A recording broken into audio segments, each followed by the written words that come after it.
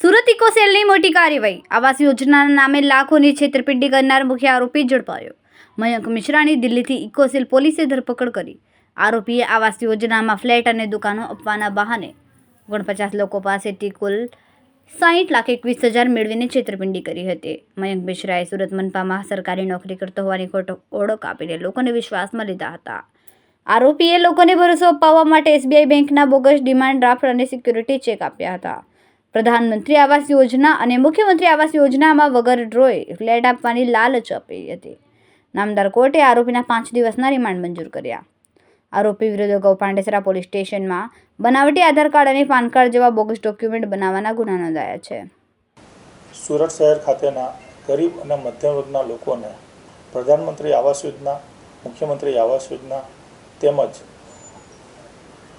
પંડિત દીનદયાળ નગરના ફ્લેટ તેમજ આવાસો અપાવવા માટે આ કામના આરોપી મયંક સંજય મિશ્રા નાઓ સુરત મહાનગરપાલિકા ખાતે એક સરકારી કર્મચારી હોય અને તેઓ આવાસ યોજનામાં ડ્રો સિસ્ટમથી મકાનો તેમજ દુકાનો અપાવવાનું કામ કરતા હોય, જેથી એક દુકાનની કિંમત આશરે 10 લાખ રૂપિયા, 1 BHK ફ્લેટની કિંમત 6,50,000, 2 BHK ફ્લેટની કિંમત 12 લાખ રૂપિયા જેઓને ડ્રોના માધ્યમથી શરૂઆતમાં લોકોને વિશ્વાસ અપાવવા માટે સ્ટેટ બેંક ઓફ ઇન્ડિયાના ડિમાન્ડ ડ્રાફ્ટ તેમજ સિક્યુરિટી પેટે ચેક આપેલ તેમજ બાદમાં પંડિત દીનદયાળ નગર આવાસ યોજના અંતર્ગત પ્રમુખ, ઉપપ્રમુખ તેમજ ખજાનચી નાઓના બોગસ લેટર ઇસ્યુ કરી તેમજ વડાપ્રધાન આવાસ યોજના, મુખ્યમંત્રી આવાસ યોજના અંતર્ગત સુમન લિપિ આવાસ યોજનાના કાર્યપાલક ઇજનેરશ્રી જગદીપ એન્ડ પરીખ નાઓને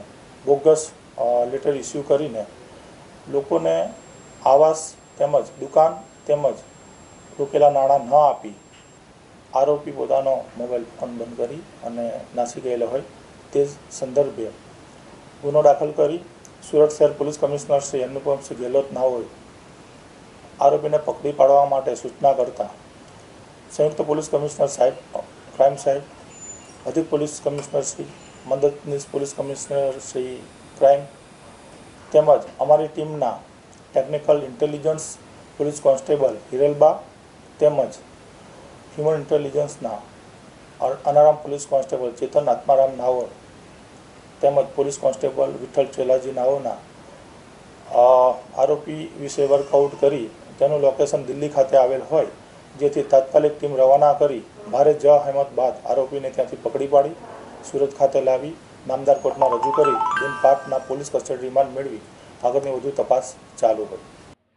કેમેરામેન સેનિલ વિરાણી સાથે વિશાલ છેઠા, માનવ પ્રભા ન્યૂઝ, સુરત. અમારા વિડીયોની નવી અપડેટ મેળવવા માટે સબસ્ક્રાઇબ કરો માનવ પ્રભા ન્યૂઝ ચેનલને. બેલ આઇકન ક્લિક કરો લેટેસ્ટ વિડીયો સૌથી પહેલા મેળવવા માટે.